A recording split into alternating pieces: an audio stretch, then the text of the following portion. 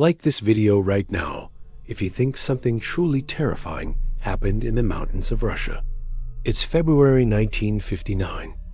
In the desolate, snow-swept Ural Mountains of the Soviet Union, 9 experienced hikers set out on a challenging winter expedition.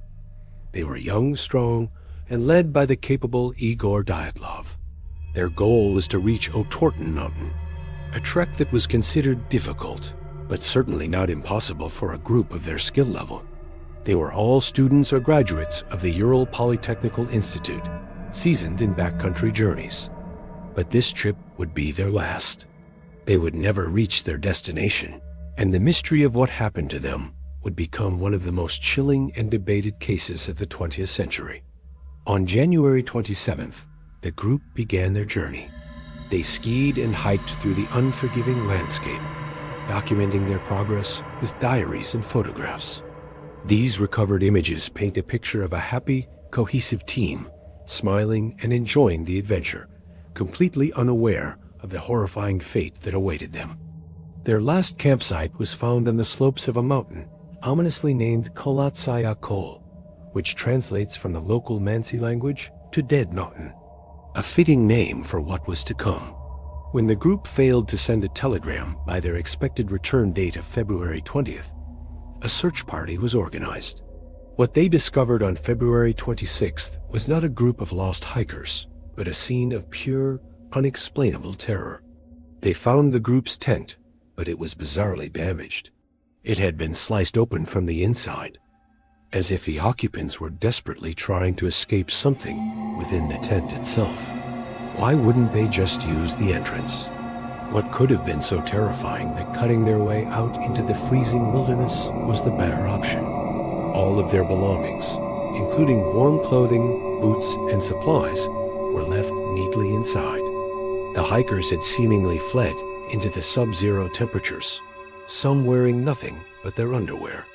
The searchers followed a set of footprints leading away from the camp down the slope towards a patch of forest. The prints showed that the hikers were either barefoot or wearing only socks.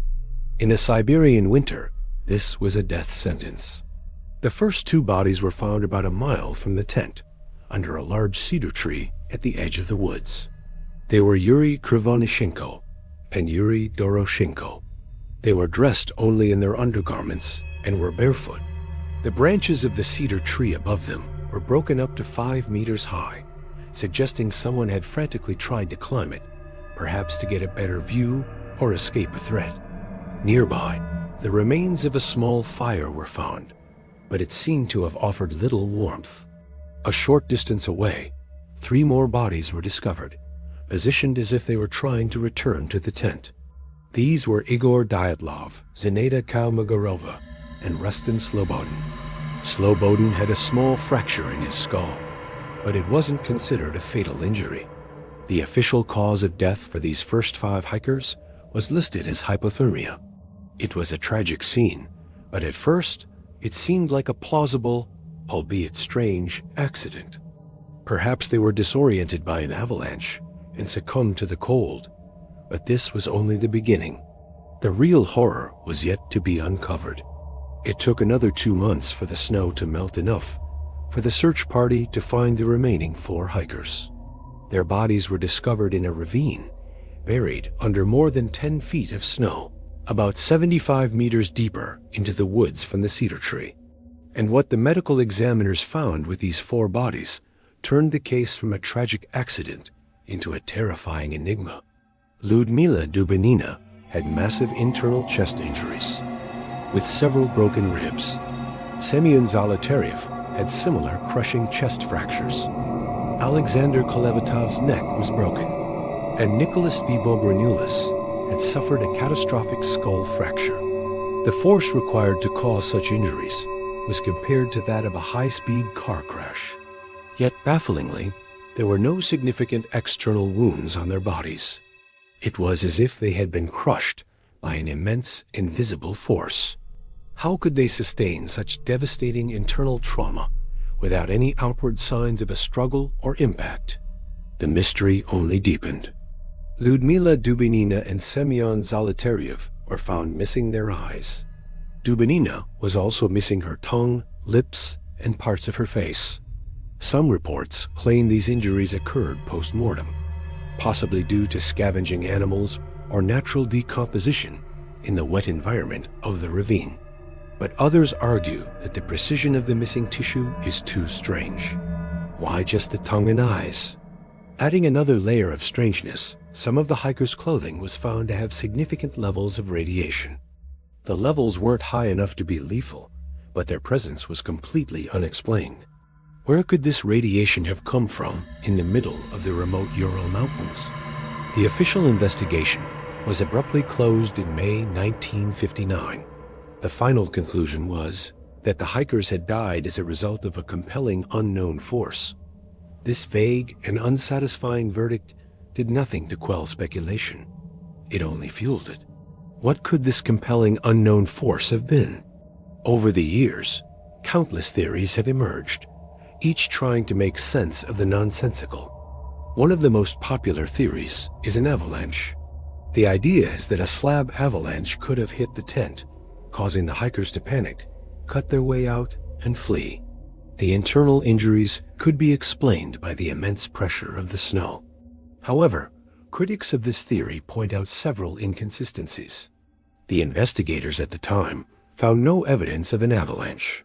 The tent was on a gentle slope, not a typical avalanche path, and the footprints leading away from the tent were calm and orderly, not the chaotic scramble you'd expect from people fleeing for their lives. Another theory involves a secret Soviet weapons test. This could potentially explain the mysterious lights and spheres that were reportedly seen in the sky by other people in the region around the same time.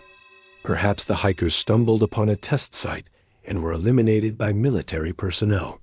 This could account for the radiation on their clothes and the government's hasty, secretive closure of the case.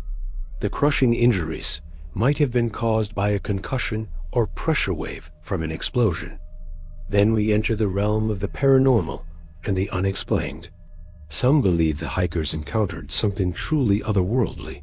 The Mansi people, native to the region, have legends of strange, tall creatures, or menk, that inhabit the mountains.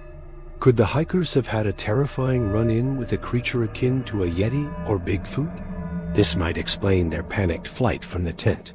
And of course, there's the UFO theory. The strange lights in the sky, the unexplained radiation, the bizarre and violent injuries, it all sounds like something out of a science fiction movie. Could the hikers have witnessed something they weren't supposed to see? An extraterrestrial event that led to their demise? It's a wild theory, but in a case with so few logical answers, even the wildest theories get a hearing. More recently, in 2019, the Russian government reopened the investigation, but they only considered natural causes. Their final conclusion, released in 2020, was a variation of the avalanche theory, suggesting a small, delayed slab avalanche combined with poor visibility caused the chain of events. But for many, this explanation still doesn't fit all the facts. It doesn't fully account for the internal injuries, the missing soft tissues, or the radiation. The Dyatlov Pass incident remains a haunting puzzle. We have photos of their happy faces, diary entries detailing their journey, and the grim evidence of their final moments. But the pieces just don't fit together. We see their flight from the tent, their struggle for survival, and the brutal end they met. But the one thing we don't have is the why. What terrifying force compelled 9 experienced hikers to flee their shelter into a frozen wasteland, leading them to a violent and mysterious end on Dead Mountain?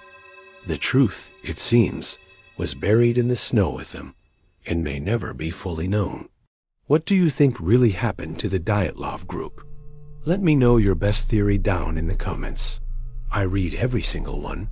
Thanks so much for watching, and if you want to explore more dark mysteries with me, make sure you hit that subscribe button and turn on notifications so you never miss a video.